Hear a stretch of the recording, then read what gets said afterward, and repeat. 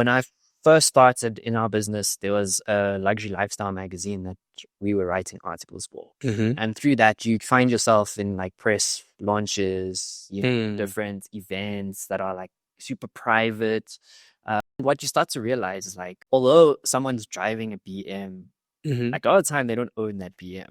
Yeah, facts, dude. Someone's wearing these clothes a lot of the time. It's like not there. fridge is empty at home, but they're wearing those clothes. Not to take away from those people and like where they are at that point in time. Like, I think the points that I'm trying to make is that there's a lot more behind the scenes that you don't see. And because we all presenting ourselves in this like way that's like wearing these clothes, driving this car, it creates this unrealistic expectation on a lot of the people that are watching that.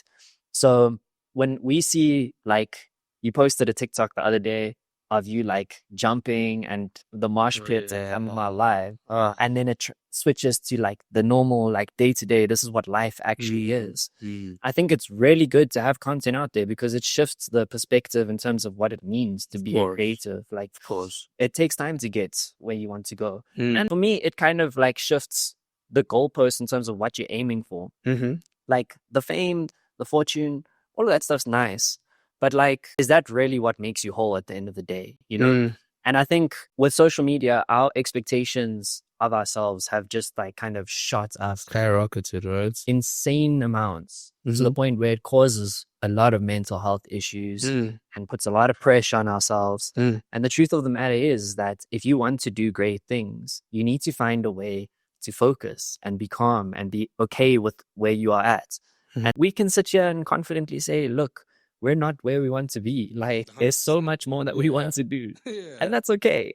And it will probably always be that way. Like, if you're the type of person that wants to like leave an impact or leave a legacy, there's probably not going to be a point where you are comfortable to just say, okay, well, I've done what I needed to do. Yeah, I think the point I'm trying to get across is really like that thing of putting pressure on yourself by having this unrealistic expectation. Like, I think our generation, we need to like be better at that.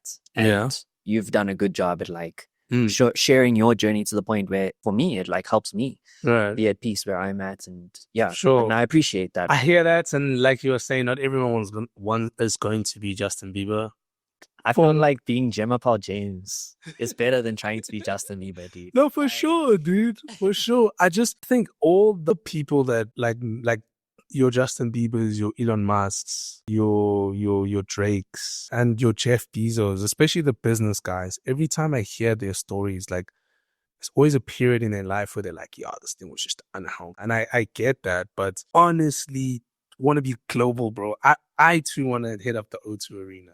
I also want to travel around Europe. I also want to like travel around the country. I also want to be that artist where I come back home and niggas are waiting for me at the airports. And obviously that's not the main goal of it, but that's what I aspire to. I want that.